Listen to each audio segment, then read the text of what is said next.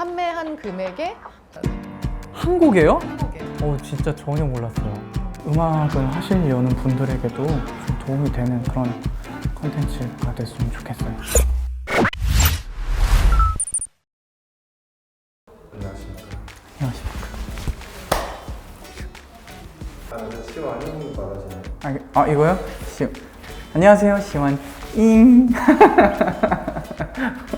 말씀하세요. 네, 이제 곧 앨범도 나오는데 네. 홀로서기를 본격적으로 제대로 준비하시려면 네.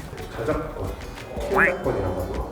저작권에 대해서 이제 아셔야 되지 않겠습니까? 예전부터 궁금하다고 하셔서 네, 제가 얘기했잖아요. 저는 그 저작권에 관해서도 이 영상으로 담아서 내가 찾아봐도 뭔 말인지 잘 모르겠더라고. 사실 너무 궁금했는데 음악을 하시려는 분들에게도 좀 도움이 되는 그런 컨텐츠가 됐으면 좋겠어요. 들어보겠습니다. 초인종 눌러주시면 시완 잉.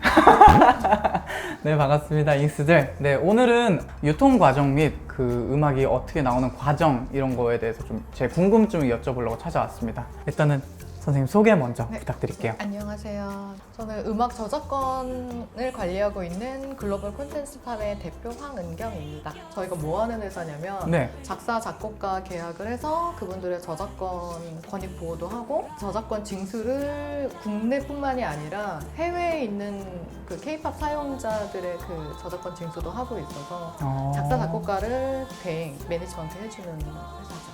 작사, 작곡가 대행과 유통을 네. 함께 해주시는 거군요. 음원 유통을 하고 있습니다. 네. 반갑습니다. 일단은 저는 기본적으로 여쭤보고 싶은 게 이제 음악을 만들고 음악이 음원 사이트에 나오는 과정, 네. 네, 이런 것들을 저도 찾아는 봤어요. 네. 찾아는 봤는데 조금 뭐랄까 설명이 각자 다 다르고 어렵더라고요. 네. 근데 선생님께서 간단하게나마 요약을 네. 해주시자면 간단하게 얘기해도 너무 길어가지고 과정이 이게 한 5개월, 6개월 걸리는 과정이거든요. 처음에 음악을 데모 만드는 것부터 시작을 해야 되잖아요. 그쵸? 그래서 구상하고 컨셉 잡고 키워드 만들고 하는 것부터 시작을 해서 시아님 같은 경우는 가수니까 네. 데모를 직접 만드시는 게 아니라 작곡가분들한테 받으셔야 되잖아요. 그쵸. 그래서 그 수집하는 과정부터 음... 시작을 하게 되면 너무 길죠, 스토리가. 그쵸. 작곡가한테 곡을 받아서 레코딩을 하고 그 레코딩 한 다음 이후부터 어떻게 발매를 할 것인가에 대해서 말씀을 드리면 될 것 같아요. 작곡가 분께 받고 이렇게 네. 그 이후에 어떤 그 일이 이후에 일어나는지. 레코딩을 하시고 네. 믹스 끝나고 마스터링 끝나고 그런 이후에 앨범 커버 자켓을 또 만들어야 되잖아요.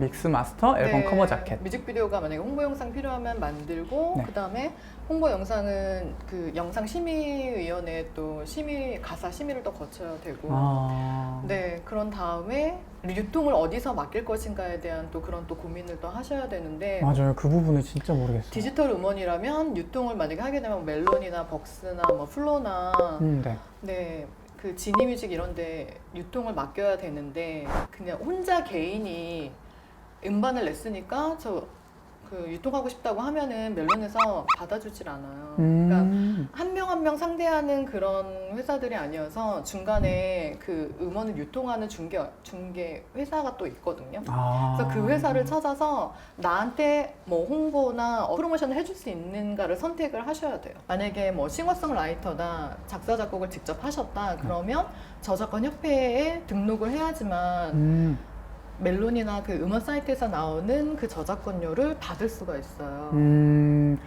그러면은 그래서, 일단 네, 유통사를 저작자를- 통하기 전에도 네. 저작권 협회 등록을 먼저 해야 돼요. 등록이 공표가 돼야지만 할 수가 있어요. 그러면은 네. 그 가창자와는 상관이 없는 거죠. 예를 들어서 가창은 상관이 없어요. 완전 다 만들어진 곡을 받은 가수는 네. 그 가수는 공표를 해줘야 되는 거죠. 예. 공표가 되기 전에는 저작권협회 등록이 안 돼요. 네. 공표되는 작사, 작곡 누구라는 그 크레딧에 나온 거를 캡처를 떠서 그걸 가지고 저작권 협회에다가 작곡가 등록을 하러 가는 거죠. 저작가 등록에. 작사 작곡을 네. 그런 거군요. 네. 유통사를 통해서 곡이 나오게 되면은 네, 발매가 된 후에 만약에 저작권 협회를 등록을 하고 네. 그 곡을 이제 증거로. 네, 증거로 저작권 협회에다가 곡 등록을 하셔야 되는데, 네. 그러니까 디지털 음원일 경우에는 그 한 곡 두 곡이 나오니까 네.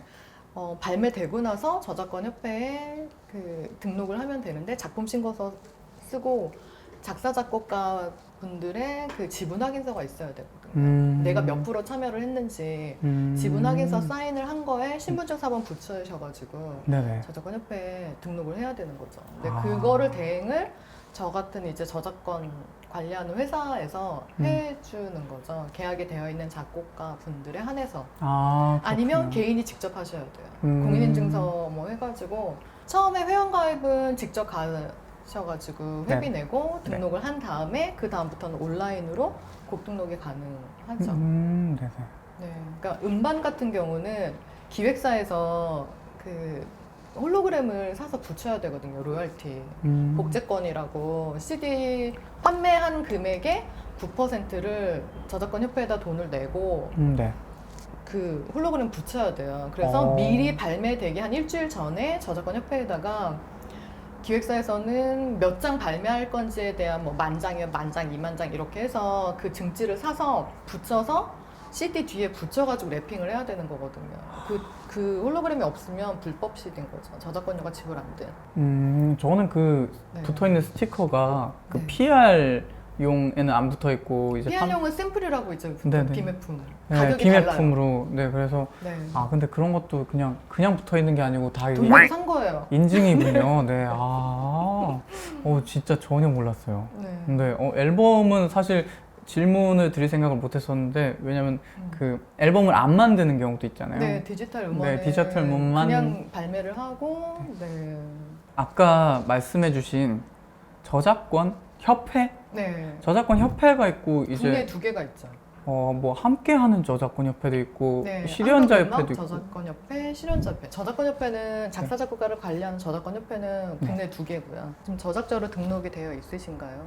아직 한 등록 안 군데. 돼 있어요. 그러면은 함저협이나 그 음악 저작권협회 둘 중에 하나 선택을 하셔가지고 네. 회원 가입을 하시고 발표된 곡을 등록을 해 놓으셔야 돼요. 네, 디지털 같은 경우는 발매되고 나서 5개월 뒤부터 정산이 되니까 네, 발매한 달에 등록을 하셔야 되는 거죠. 그때부터 카운팅이 돼가지고 사용료가. 그러면은 보통 혼자 작사 작곡을 하셔가지고 네. 하시는 분들도 거의 무조건 이제 에이전시를 통해서 이렇게 딱 직접 뭐 기획사에 곡을 판매를 하면은 정말 금상첨화인데 네. 라인이 없거나 어디에서 무슨 곡을 찾고 있는지 모른다거나 그 시간이 그리고 너무 많아야 되니까. 처음에 이제 입봉을 하거나 작사 작곡 그 꿈을 가지신 분들은 네. 우선은 곡을 되게 잘 만들어야 되고요. 네네. 발매되는 곡 수준으로 나와야 돼요. 그냥 대충 트랙만 찍고 네. 1분이나 30초짜리 만들어서 이거 어때요? 이렇게 보내시는 분들도 계세요. 그건 완성품이 아니라서 네. 아무도 선택을 안 하죠. 그런 거는. 완성품도 앨범 하나당 보통 받는 데모가 200~300개인데 경쟁을 해야 되잖아요. 그 중에 내가 선택될 수 있는 그 확률이 얼마만큼 되나를 생각을 하셔야 되고, 그리고 요즘에는 워낙 케이팝이 해외에서 유명하기 때문에 전 세계 작곡가랑 다 한다고 생각하시면 될 것 같아요. 저는 옛날에 그냥 나 하나 그냥 내 네. 추억으로 내고 싶으면 네. 그냥 낼 수 있는 줄 알았거든요. 내가 내면 돼요. 집에서는 뭐 아무거나 만들어 먹어도 아무 상관이 없는데 이걸 상품으로 팔려고 생각을 하면 그렇죠. 완성품이 나와야 되고 포장도 되게 잘해야 되고. 작사도 같은 과정이에요. 작사는 작사가 너무 좋으면 그걸 그대로 사용하지만 우선 곡을 선택을 한 다음에 네. 가사를 변경을 해요. 뭐 요즘 작사학원도 많고 아카데미도 많으니까 네. 기획사에서 그런 곳에 보내서 그래서 한 곡에 140개 받을 때도 있어요. 작사를. 한 곡에요? 한 곡에. 그래서 유명한 만약에 가수면 그 한 곡에 140개를 받아요. 다 수집을 해서 좋은 부분을 딸 수도 있어요. 그래서 작사가가 여러 명인 거예요. 10명이 될 수도 있고 와. 거기서 한 글자가 들어갈 수도 있어요. 지분이 1%가 될 수도 있죠. 작사 지분이. 한 글자만 들어가도? 네. 예? 전체 100%의 1이 아니에요.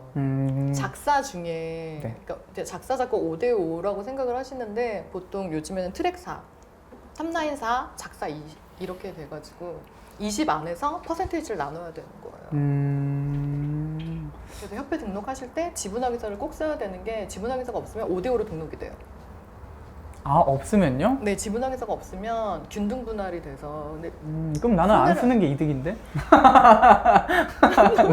나는 안 쓰는 게 이득인데? 네, 그럼 저는 그럼 마지막으로 이제 네. 실현자에 대해서 좀 여쭙고 싶어요. 우선 요즘에 전송 매출이 많으니까 네. 뭐 음원 서비스 하는 그 곡에 대한 6%는 실현자협회로 들어가기 때문에 그래서 실현자협회 가입을 하셔가지고 네. 네, 본인의 권리를 찾으시면 가장 좋겠죠. 네, 네. 곡이 나오자마자 실현자협회도 본인이 어떤 거에 참여를 했는지 피아노, 바이올린, 코러스, 가창 어느 부분에 참여했는지 네, 그거를 협회에다가 알려놓으시는 게 나을 것 같아요. 네, 오늘 시완잉. 네, 오늘은 유통 특집이라 그래야 되나? 네, 유통 저작권 특집? 저작권 특집. 네, 내 저작권을 누가 가져가냐?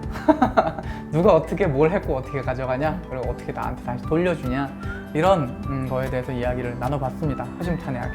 정말 오늘 나와주셔서 너무 감사합니다. 감사합니다. 아, 감사합니다. 감사합니다. 인스들 안녕. 자, 시완잉. 바로 해주시네. 아, 너무 감사합니다.